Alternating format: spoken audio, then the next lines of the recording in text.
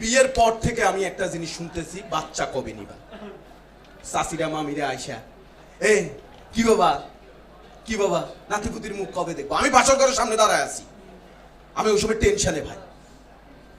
আমার বাচ্চা নাতিপুতির মুখ কবে দেখবো? আমি কিছু আগে বউয়ের মুখটা আমি দেখি।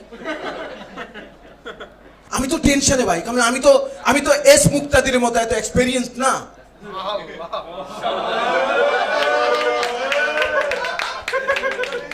ওই লোকটারে দেখার পর আমার একটা কথা মনে পড়ে, পৃথিবীতে দুই ধরনের মানুষ আছে, একটা হচ্ছে খেটে খাওয়া মানুষ আর একটা হচ্ছে খাটে খাওয়া মানুষ। গতকাল রাতের বেলা একটা স্বপ্ন দেখছি ভাই, শেষ করে দিতেছি।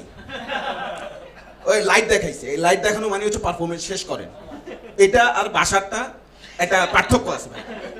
এখানে লাইট দেখাইলে পারফরমেন্স শেষ করতে হয়, ওইখানে পারফরমেন্স শেষের পরে লাইট জ্বালানো হয়।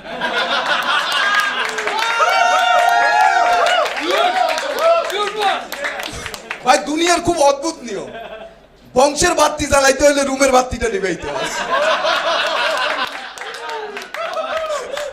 আমি গতকাল রাতের বেলা স্বপ্ন দেখলাম সারপ্রাইজ এস মুক্তাদির। এত কইরা ওরে বলবো, সেলিব্রিটি তো মুখে চলে আসে সারা। ওর মায়ের সঙ্গে আমি কথা বলতেছি, আমি বলছি আপনার ছেলে সম্পর্কে আপনার ইভ্যালুয়েশন কি? ওর বলছে বাবা, একটা সন্তান জন্ম দিতে কত কষ্ট তুমি তো জানো না। আমি তো জানি, আমি তো দিই নাই কোনোদিন। হ্যাঁ, আমি না খুব সহজ সরল ভাই। ওই দিন বউরে ফোন করছি, হ্যালো কনগ্রাচুলেশন, তুমি মা হতে যাচ্ছ, আমি বাবা হতে যাচ্ছি। বউ কিছু কেমনে বুঝতে? আমি কিছু আমি বমি করছি। বমি তো আমি করমু, তুই কে? একদিন বমি করছে, আমি মিষ্টি খাওয়াইছি, পরে শুনি ফুড পয়জনিং। বলছে বাচ্চা জন্ম দিতে কত কষ্ট তুমি তো জানো, খুব কষ্ট।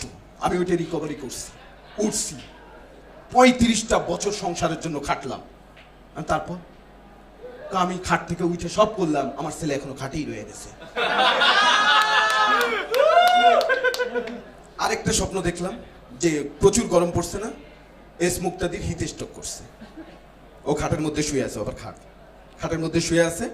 ওর যারা শুভাকাঙ্ক্ষী, মানে যাদের সঙ্গে তার দুষ্টমিষ্ট সম্পর্ক ছিল, সবাই তাকে ঘিরে ধরে আছে। সবাই ডাউট, কি মরে গেল নাকি? একজন কইছে কিরে মালা আছে না আউট হয়ে গেছে?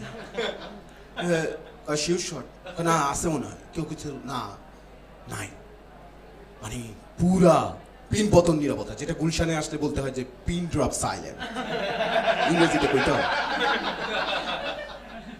ভাই ওই সময় একটা মেয়ে হু হু করে হাসা উঠছে, সবাই তাকাইছে। জেসিয়া তুমি হাসলা কেন? ও বলছে ওকে এই প্রথম একা খাটে শুইতে দেখলাম।